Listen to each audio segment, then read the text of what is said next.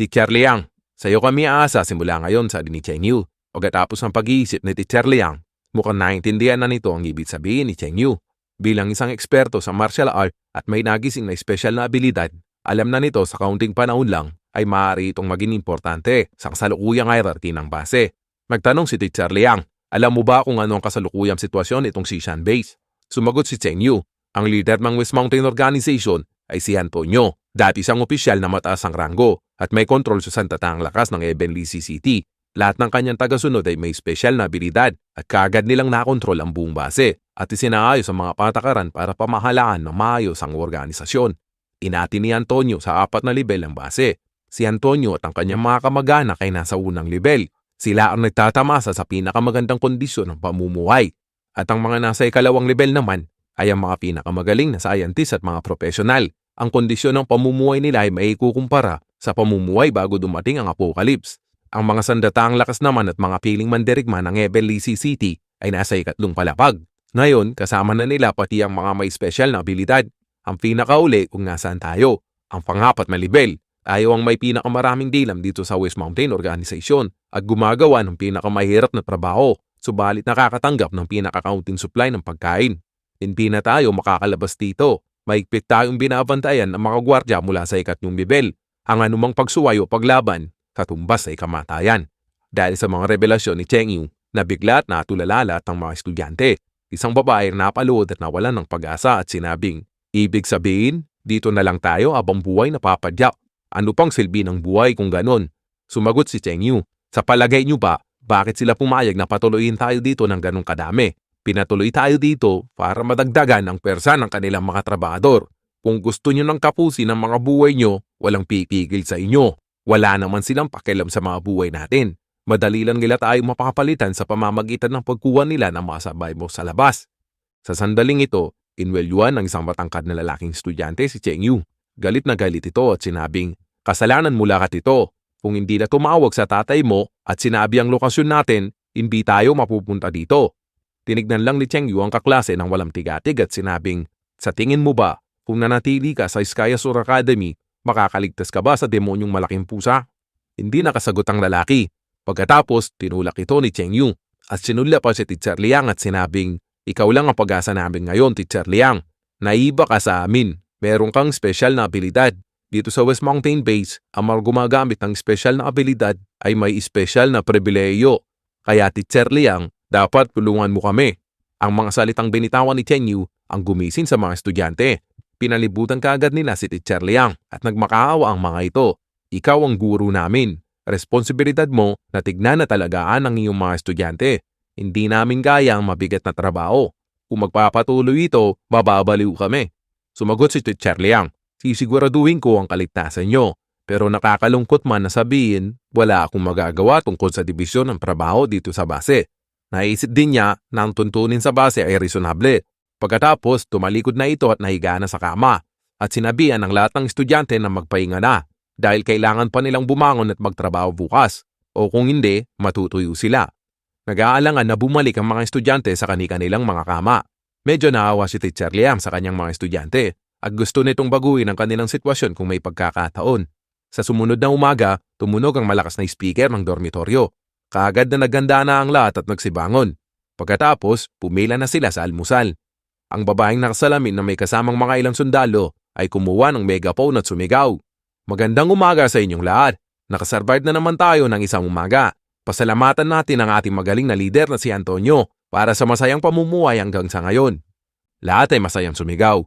Mabuhay si Antonio! Mabuhay! Mabuhay si Antonio! Mabuhay! Kahit ang mga estudyante ay hindi mapigilan na hindi sumabay. Napangiwi na lang si Teacher Liang at sinabing, isa itong brainwashing. Nagpatuloy ang babaeng nakasalaming gamit ang megaphone. Kahapon, ang base natin ay nakasagit na naman ng isang grupo ng mga survivor. Ngayon, isa na tayong malaking pamilya. Hayaan natin ngayon na ipakilala ng mga bagong miyembro ng pamilya ang kanilang mga sarili. Maligayang pagdating. Sabay rapat unat ng kamay nito kina Teacher Liang at mga estudyante. Nagsimulang magpalakpakan ang lahat. Pinawisan ng malamig si Teacher Liang. Dahil pamilyar ito sa mga ganitong klase ng pambe-brainwash, tinatawag itong herd mentality, kung saan sinasanay ang isang malaking grupo sa ganitong mga kilos at pag-uudali. Kapag nakapasok pa na sa ganitong mga simulasyon, Aangkop ka na sa mga tao at paligid, kaya mahirapan ka nang makawala. Kaya maraming mga matatalinong mga estudyante ang nauulog sa ganitong mga klase ng scam. Huminga ng malalim si Teacher Liang. Kahit na naiintindihan na niya ang sitwasyon, wala siyang magawa kundi pangunahan ang mga estudyante na ipakilala isa-isa ang kanilang mga sarili. Ang babaeng nakasalamin ay nagayos ng isang umagang pagtitipon. Nagumpisa sa pagkanta at pasasalamat sa organisasyon. Kasunod nito ang ilang masasayang palaro. Sa buong umaga ng pagtitipon, napansin ni Teacher Liang ang kaunting pagbabago sa mga ekspresyon ng kanyang mga estudyante. Mukhang unti-unti na nilang natatanggap ang bagong grupo at nagumpisa na rin silang makipag-usap sa mga katrabaho nila na nakilala nila habang naglalaro. May anong lungkot at saya ang nararamdaman ni Teacher Liang at naisip nito na mas maganda nang mamuhay dito ng ganito kaysa maghintay ng kamatayan sa Sky Azure Academy. Sa sandaling yon, isang babae na nakaitim ang dumating kasama ang 2 armadong sundalo. Agad itong nilapitan ng may paggalang ng babaeng nakasalamin.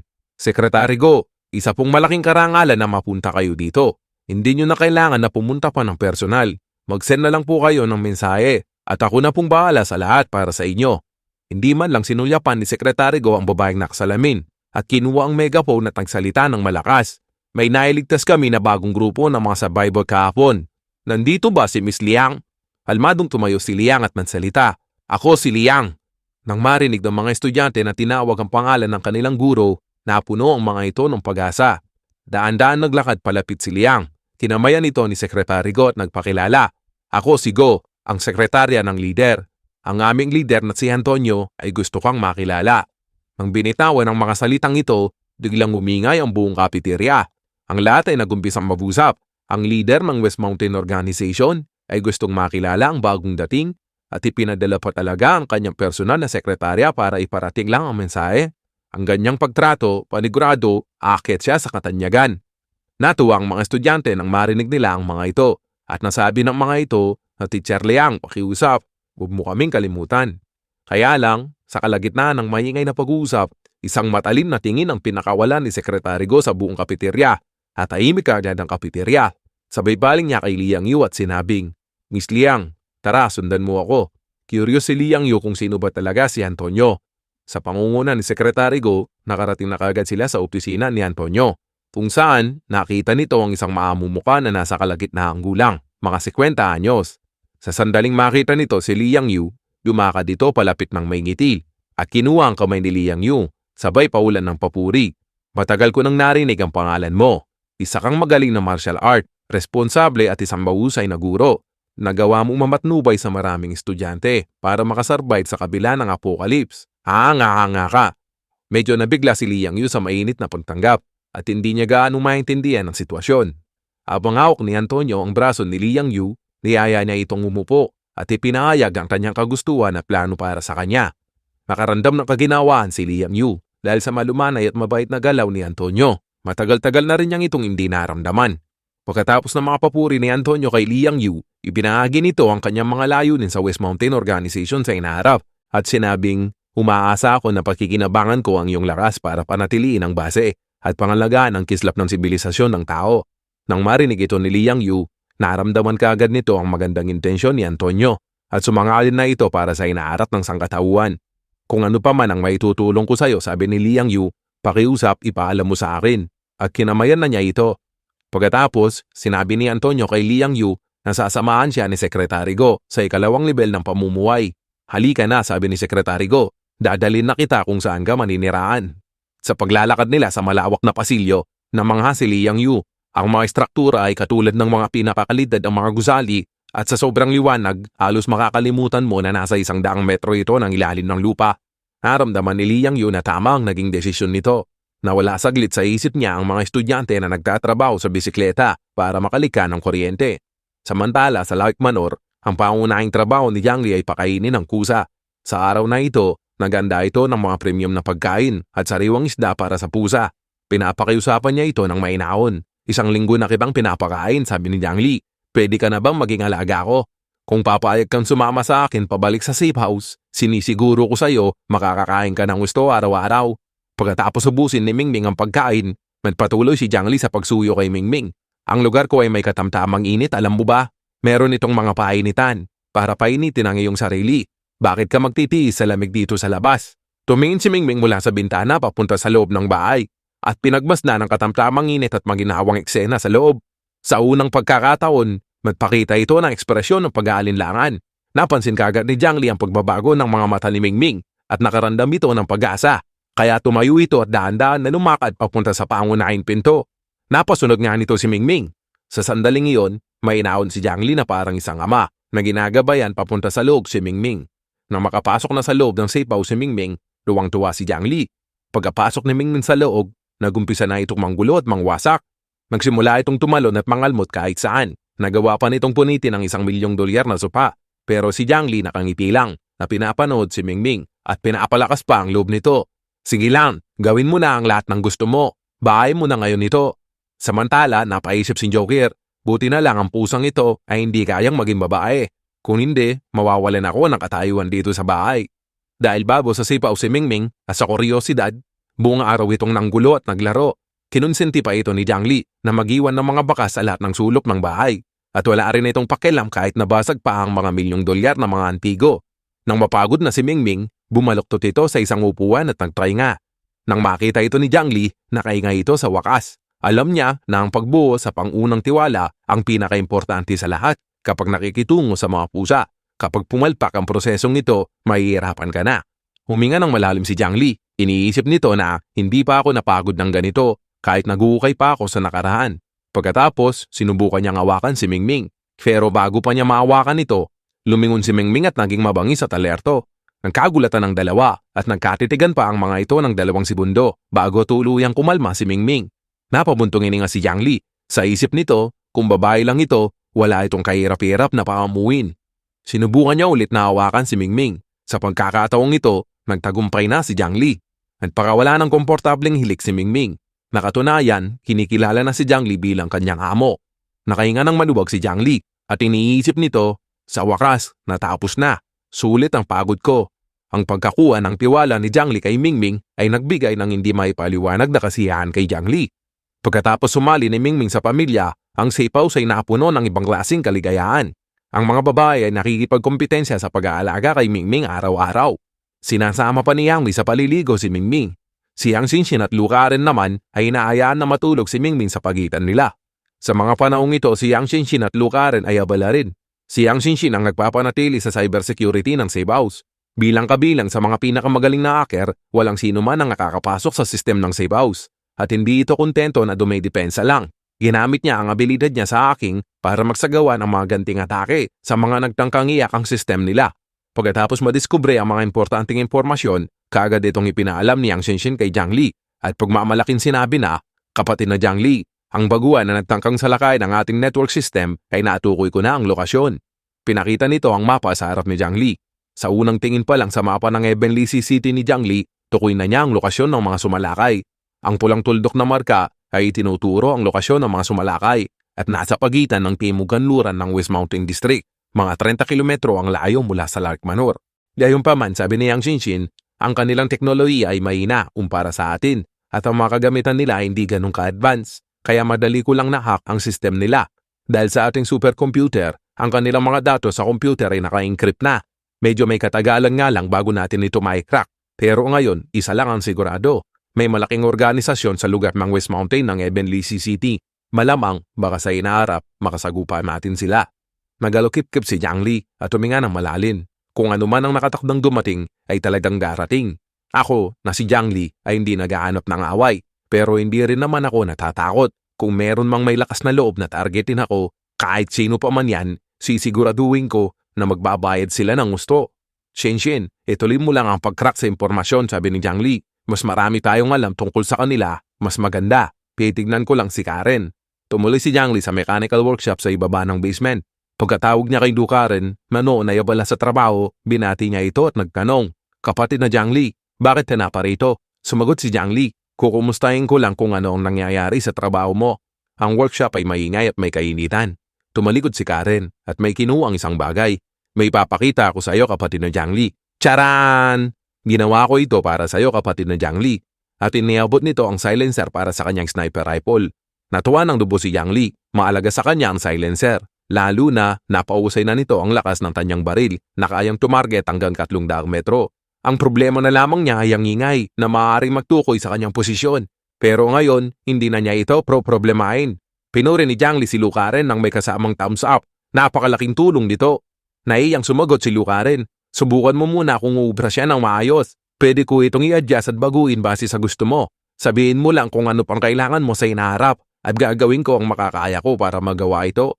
Sa gitna ng pag-uusap, inakbayan ni Jiang Li si Lu Karen at tinanong niya ito ng seryoso. Pumunta talaga ako para dito. Kaya mo bang gumawa ng landmines at mga granada? Bumilis ang tibok ng puso ni Lu Karen dahil sa mainit na kamay ni Jiang Li sa kanyang balikat. Tinignan niya ito ng nag-aalangan at may kaunting paghamon at sinabing, "Yun lang ba ang kailangan mo? Eksperto ako sa ganito. Ang teknolohiya sa mga bagay na ito ay mababa pa sa paggawa ng bagong enerhiya ng baterya. Minamalit mo ba ako? Nalaman ko na yun nung nasa elementarya pa lang ako. Pambata na lamang para sa akin ang mga yun." Nakaramdam ng kaunting iya si Yang Li. Naisip ni Jiang Li na kahit pa na mga henyo ay nangangailangan pa rin ng papuri at ang magpagawa ng mga bagay-bagay sa kanila nang walang kahirap-hirap ay isang insulto. Nakita ni Lu Karen ang pagkalito sa mukha ni Jiang Li at kaagad itong nagpaliwanag. Ang mga bagay na binabanggit mo ay hindi na ginagamit sa modernong digmaan ngayon. Nung nakaraang 100 taon, ang mga armas at kagamitan na ito ay naaangkop lamang sa soolong labanan. Sa katunayan, mga pulbura lamang ang mga ito. Basta may tamang materyales, kahit ang high school na estudyante ay kayang-kayang gawin ito. Biglang nagseryoso si Jiang Li at sinabing, mag-iba na ang panahon mula nang dumating ang matinding niebe at ang mga high-tech na mga armas ay naging walang kwenta. Ang mga sasakyang panghimpapawid at eroplano ay halos mga basurang bakal na lamang ang mga ito. Kaya ang mga sinaunang mga armas ay magiging kapaki-pakinabang. Kagagaling ko lang kay Yang Xinshin at ang safe house natin ay tinatarget. Bagamat hindi pa naman natin alam kung sino at ano ang kakayahan ng kalaban, pero sa malamang, isa itong malakas na armadong organisasyon. Kaya kailangan nating maganda ng lubusan ng mas maaga at makapaglagay ng maraming patibong sa palibot ng safe house. Nang marinig ito ni Lu Karen, maging seryoso ang ekspresyon nito. Bigla niyang naramdaman na hindi pala ito pambata. Paumanin kapatid na Jiang Li. Hindi ko alam na meron palang sitwasyon na ganito. Mumiti ng si Jiang Li at inaplos ang buhok nito. Pero wag kang mag-alala, gawin mo lang ang sinasabi ko. Ako nang bahala sa lahat. Hanggat nandirito ako, sabi ni Jiang Li, poprotektahan kita habang inaaplos nito ang pisngi ni Lu Karen. Natuwa ng lubos ang walang buwang na si Lu Karen. Nagpatuloy sa pambubola si Jiang Li. Matagal ko nang gustong sabihin sa iyo ito. Nung una pa lang kitang nakita, may naramdaman na akong espesyal na koneksyon. Kamukhang kamukha mo ang nakakabata kong kapatid. Kaya binibigyan mo ako ng dahilan para protektahan ka. Napuno ng luha ang mga mata ni Lu Karen. Sumingot ito at masayang sinabi na, talaga ba? Maran nang umiti si Jiang Li at sumagot, "Siyempre, totoo. Tignan mo ako sa mata. Hindi ako nagsisinungaling." Sa mga sandaling ito, nakarandam ng kaunting pagkadismaya si Lu Karen at iniisip nito na, kapatid lang? Bago pa makapag-isip ng kung ano-ano si Lu Karen, pinagpatuloy ni Jiang Li ang pagbibigay giliw kay Lu Karen. Daan-daan ninaplos nito ang kanyang pisngi at sinabing, "Tulungan mo lang ako sa mga pinagagawa ko at ako nang bahala sa lahat. Basta dito ako sa tabi mo, hindi mo mararanasan na masaktan kahit katiting." Nang makita ni Lu Karen ang walang tinag na sulyap sa kanya ni Jiang Li, bumigay na ang puso nito. Ito ang unang pagkakataon na pinakitaan siya ng pagpapalaga ng isang lalaki at pansamantalang nawalan siya ng masasabi. Tumango na lang ito ng paulit-ulit, tanda ng kanyang pagsangayon. Tumalikod na si Jiang Li para umalis at sinabing, "Hindi na kita iistorbohin. Tandaan mo, magpahinga ka kapag pagod ka at uminom ka ng maraming tubig kapag nauuaw ka. Ingatan mo ng mabuti at huwag masyadong pagurin ang sarili mo." Pagkatapos, lumabas na si Jiang Li sa workshop. Iniwan niya si Lu Karen na namumula at tuwang-tuwa. Pagkalabas ni Jiang Li, huminga ito ng malalim. Pakiramdam nito, napukaw na naman niya ang damdamin ng isang inosenteng babae. Sa isip nito, ang ganitong kahalagang babae na may pambihirang talento ay kinakailangan talagang maging tapat sa akin. At kung kailangan na magsalubong ang aming mga alindob, ay gagawin ko para lang masiguro sa aking mga kamay ang mga delikadong bagay na ito. Nagpadala ng mensahe si Jiang Li kina Uncle Yu at Chan Lei para alertuin ang mga ito. Kamakailan lang sa pamamagitan ng supercomputer, may nadiskubre kami na isang hindi kilalang grupo. Maaring nagtataglay ito ng isang pwersa tulad ng sa militar at 30 kilometro lang ang layo sa amin. Kayong dalawa, dapat mag-ingat kayo sa mga kilos nyo. Ang bansa ay bumagsak na, kaya kung sino man ang nagre-representa sa estado ay 100% na kasinungalingan. Huwag magtiwala kahit kanino. At saka, ang pinaka-importante, huwag niyong ibubunyag ang inyong mga espesyal na abilidad. Kaagad na nag-reply si Uncle Yu at Chan Lei. Naintindihan ko kapatid na Jiangli, sagot ni Chanley. At mag-iingat ako. Ako rin, sagot ni Uncle Liu. Pero kailangan mo rin pag-isipan ang kaligtasan nyo. Nag-isip-isip si Jiangli. Sa ngayon, hindi malinaw kung gaano karaming impormasyon ang alam ng kabilang partido. Kaya hindi ako dapat lumabas ng safe house ng padalos-dalos. Basta hindi ako lalabas, kahit gaano pa sila kalakas, wala silang magagawa sa akin. Kaya lang, naisip nito ang posisyon ni Chanley na nasa kabilang ilog. Na-realize ni Jiangli kung ang personang nasa kanluran ay target ang kanyang safe house, ay dadaan sila sa Su Family Town. Kaya pinadala niya kaagad ng pribadong mensahe si Chanley at sinabing, kung sakaling malalagay sa panganib ang inyong nayon at hindi mo kayang lutasin, tandaan mo, tumakbo ka sa direksyon ko. Sa ganitong klase ng apocalypse, alam ni Jiangli ang kaalagaan ng isang may abilidad sa yelo at hindi niya aayan na may mangyari kay Chanley, maliban na lang kung kinakailangan. Samantala si Chanley, habang binabasa ang mga babala ni Jiangli, ay mukhang hindi nag-aalala. Napabulong ito sa sarili. Iba talaga si kapatid na Jiangli. Sa kabilang ilog lang ay may malaking bilya. Paano sila magkaka-interes sa isang mahirap na nayon? Samantala, mga 27 kilometro sa kanlurang bahagi ng Su Family Town na dating dinidevelop ang lugar kung saan maraming gusali ang itinatayo. May isang matangkad at matipunong lalaki ang lumabas ng gusali at nagrereklamo. Bakit hindi pa tumigil ang nyebe? Kung magpapatuloy ng ganito, ang buong mundo ay mababaon sa nyebe. Katabi niya ang isang babae na nakasalamin. Lumingon ito at sumagot, huwag ka nang mag-alala sa mga bagay na hindi naman kinakailangan. Kailangan natin mag-focus sa pagkumpleto ng ating misyon. At saka, pagkatapos ng 2 buwan ng matinding nyebe, ang kalumigmigan sa hangin ay halos nawala na. At wala na ring init sa ibang lugar na dahilan para magkaroon ng evaporation. Kaya paano nabubuo ang nyebe at ang yelo? Kumuha ang babae ng isang manipis na peraso ng yelo sa kanyang kamay at sinabing, sinasabi nila na kahit sa mga rehiyon na malapit sa Ecuador tulad ng Africa ay nasa negative 20 degrees na ang temperatura. Simula ngayon, lalo lang lalamig ng lalamig at ang pagbagsak ng nyebe ay paunti-unti na lang. Buti na lang, ang matinding nyebe ay titigil din. Heto na marahil ang huling awa na maibibigay ng lumikha sa mundo. Si Lusang na walang gaanong pakialam sa mga sentimiento ay sumakay kaagad sa kareta. Si Juana naman ay sumakay sa malaking asong pangnyebe. Ang kanyang maliit na figura ay hindi man lang nagpangiwi sa ayop. Naglabas ito ng isang kagamitan mula sa kanyang bulsa at inireport nito ang pagkumpleto ng isang gawain. Ilang araw na ang nakakalipas at nakatanggap ito ng panibagong kautusan. Nagsalita ito, dapat limitado lang tayo sa lugar ng West Mountain. Pero ayon sa bagong utos, kailangan natin magsagawa ng special na pagsisiyasat sa ibang lugar. Bagamat hindi binanggit kung sino talaga ang target, kaya palagay ko hindi naman ito kaimportante. Dating gawi lang, titingnan lang natin at pagkatapos, babalik na tayo sa base para mag-report. Pagkatapos ng mahapong paglalakbay, biglang tumayo si Juana at tinignan ang lugar papuntang Lark Manor kung saan nakatira si Jiangli at sinabing, yun ang destinasyon natin. Naganda na ito at tumupo sa kareta at sinabing, maging alerto tayo. Pagkatapos natin makapagsiyasat dito, makakapagpahinga na tayo. Pagkapito ni Juanan, ang malalaking aso ay nagmadali papunta sa kanilang destinasyon. Ang una nilang destinasyon ay sa Lark Manor.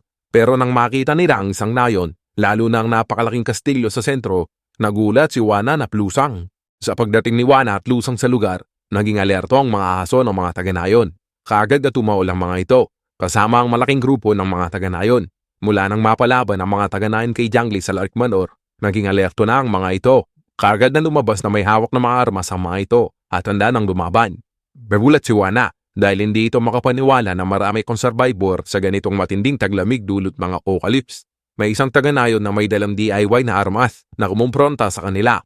Tinanong sila ng 3 tanong, sino kayo? Taga saan kayo? At anong ginagawa niyo dito? Umakbang palapit si Juana. Bagyang ngumiti ito at sinabing, kami ay mula sa organisasyon ng gobyerno. Ipinadala kami dito para maghanap ng mga survivor dahil sa dulot ng matinding nyebe. Kaya pakiusap, huwag kayong kabahan. Habang nagsasalita ito, inilabas niya ang kanyang ID o pagkakasilanlan.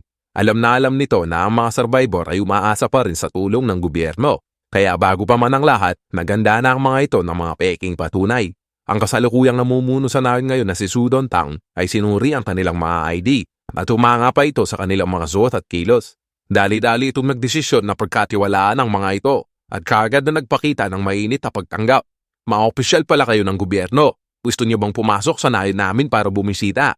Sininyasan niya ang mga taga-nayon na magangga ng mga pagkain at inumin at sinabihan niya ang mga ito na magbigay ng kanilang mga naitabing pagkain para mapagsilbihan ng maayos ang 2 opisyal na to. Kaya lang, ang ibang mga taga-nayon ay may pag-aalinlangan. Ang dalawang ito ay hindi natin alam kung saan nanggaling. Kailangan ba natin silang tratuin ng ganito? Bulong na sabi ng isang taga-nayon. Sumagot ng may paniniguro si Sudon Tang, hindi na mahalaga kung saan sila nanggaling. Sapat na malaman kung sino ang nire-representa nila. Sa mga panahong ito, ang Su Family Town ay halos hindi na makasurvive. Kaya kung makabuo tayo ng koneksyon sa mga impluwensyang tao, maaaring ito na ang simula ng pagbangon ng Su Family. At saka, ang ibibigay lang naman natin ay mga pagkain. Hindi rin naman sila gaanong kakain. Naintindihan kaagad ang mga taga-nayon ng estratehiya ni Sudon Tang, kaya inilabas nila ang pinatatago nilang mga masasarap na pagkain para ianda sa mga bisita. Nasorpresa si Wana at Lusang sa sigla at napaka-organisadong nayon. Sa isip ni Wana, mukhang hindi sila apektado ng matinding niebe at malinaw na marami silang mga supply. Tinanong ni Wana ang leader ng nayon na si Sudong Tang, ang inyong nayon ay maganda ang kumamalakad. Paano mo ito nagagawa? Curious lang ako. Nang marinig ito ni Sudong Tang, huminga ito ng malalim. Dinapik niya ang dibdib nito at handa ng magpasikat sa mga tinatawag na opisyal. Una sa lahat dahil ito sa pagtitiwala sa sarili at katatagan ng aming Su Family. Hindi kami kayang palunin ng isang simpleng kalamidad ng niebe. At syempre, ako bilang leader ng nayon ay may mahalagang tungkulin. Lagi kong pinapalalakanan ang aking mga taga-nayon na laging maganda sa hinaharap. Kaya halos kami ay hindi na nag-aalala sa pagkain. Nagpatuloy pa si Sudong Tang. Ayokong magyabam, pero wala pang namamatay sa gutom sa aming nayon simula na magumpisa ang matinding niebe. Ang ibang matatanda na malapit sa kanya ay hindi makapaniwala sa sinabi nito. Sa loob-loob ng mga ito, etong Sudong Tang na to ay hindi naiiya na kuhanin ang credit ng iba. Maging leader pa lang siya ng nayon sa loob ng ilang linggo, kaya paano siya ang may gawa sa lahat ng tagumpay ng nayon? Lahat ng yun ay sa ilalim ng pamumuno ng dating leader ng nayon. Magkanong muli si Wana. Ibig sabihin ang nayon nyo ay nakaipon ng maraming pagkain. Sumagot ng mas kumpiyansa si Sudong Tang. Kapatid, mukhang hindi ka pamilyar sa agricultural na palengke ng Ebenlici City. Hayaan mo na sabihin ko sa iyo na dati 30% ng kagulayan sa Ebenlici City ay sinusupply ng Su Family Town. Dadagdagan pa sana nito ang pagmamayabang. Kaya lang, bigla nitong naisip na hindi nito dapat ibunyag ng ganong kadali ang reserbang pagkain ng nayon. Dahil baka magdulot ito ng kaguluhan kung makapagdesisyon ang mga otoridad na kuhanin ang mga ito sa kanila.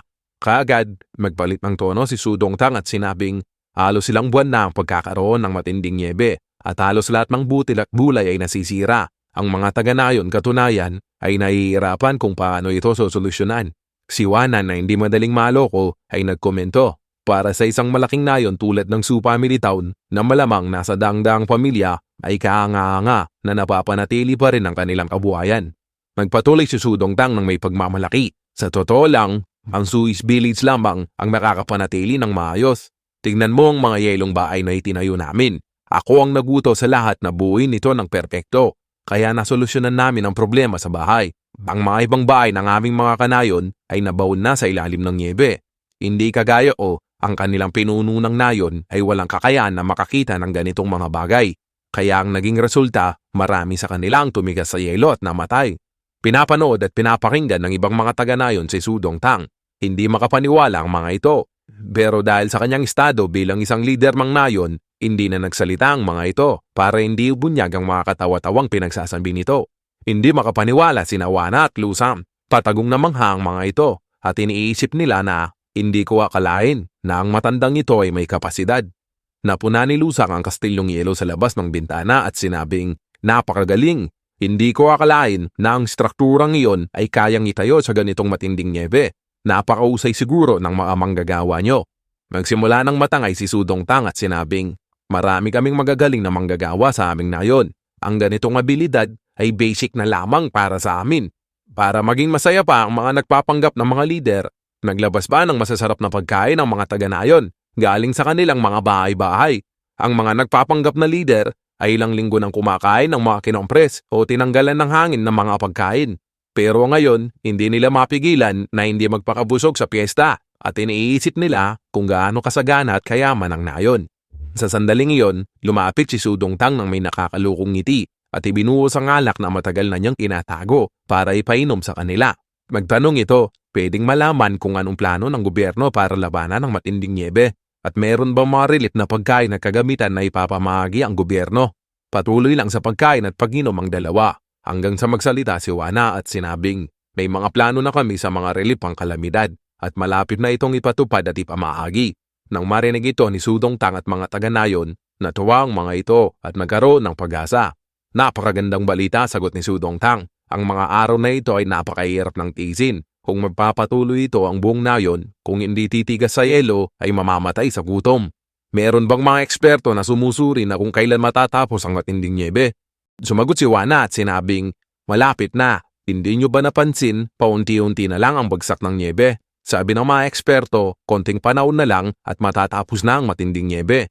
Hindi mapigilan ni Lusang na mapatingin kay Juana at iniisip nito, bilanggit niya yon ng kalmado at sa mahinahon na galaw. Kung hindi ko lang alam ang totoong impormasyon, maniniwala din ako sa kanya. Biglang nagtanong si Juana, o dating ba ng matinding nyebe, meron ba sa inyo dito sa Nayon ang nakaranas ng kakaibang pagbabago? Panandali at natulala si Sudong Tang at mga taga-Nayon. Alam nilang lahat na tinutukoy nito ang mga taong kagaya ni Chanley. Buti na lang, hindi ganun kabobo si Sudong Tang at sumagot ito ng may pilit na tawa. Normal lahat naman dito sa Nayon, wala kaming narinig na ganyang kakaibang pagbabago. Ang misyon ni Juana at Lusang ay maghanap ng mga supply at kagamitan. Pero ang pinaka-importante ay makahanap sila ng mga mutant at dadalhin nila ito sa base. Ang pagbabago ng ekspresyon ng mga taga-Nayon ay hindi nakaligtas sa obserbasyon ni Juana. Binaba nito ang alak na hawak niya at sinabing, na magsimula ang apocalypse, may mga individual na nag-mutate at nagkaroon ng hindi karaniwan na mga abilidad. Ang gobyerno ay lubos na pinahaalagaan ng ganitong mga individual. Kung makakapagbigay kayo ng mga importanteng impormasyon sa organisasyon, bibigyan kayo ng pabuya. Ang mga taga-Nayon ay nag-aalangan ng magsalita sa harap ng kanilang leader na si Sudong Tang. Nag-iisip ito ng malalim kung ibubunyap niya ba ang sitwasyon ni Chanley. Magandang pakinggan ang pabuya sa isip nito. Kaya lang, wala akong nakikitang totoong benepisyo. Mantanong ito ng may kontataka. Pwede bang malaman kung ano ang plano ng organisasyon sa mga individual na ito? Sumagot si Juana, ang malalakas na mutant ay magiging aligi ng organisasyon. Mahalaga ang mga ito sa muling pagbubuo ng komunidad. Kung makakapagbigay ka ng mahalagang impormasyon, kikilalanin ka ng organisasyon sa iyong makabuluhan na kontribusyon. Napaisip sa sarili si Sudong Tang. Iniisip nito na madali lang magbitaw ng mga pangako, pero mahirap itong tuparin. Si Chanley ang kayamanan ng Nayon. Kung hindi dahil sa kanya, ang aming Nayon ay naglaho na pagkatapos ng bagyong nyebe. Hindi ko siya pwedeng basta na lang ibigay. Pagkatapos, inilabas niya ang cellphone nito at sinabing, ibigay niyo ang contact number niyo sa akin. Kung may madiskubre kami ng hindi pangkaraniwan na bagay, ire-report namin kaagad sa inyo. Sa sandaling iyon, nag-iba ang ekspresyon ni Juana. Tinignan niya ng matalim si Sudong Tang at sinabing, pinuno ng Su family, meron ka bang hindi sinasabi sa amin? Ang kagiba ng aura ni Juana ay nagbigay ng takot kay Sudong Tang at ang kapaligiran ay nabalot ng tensyon.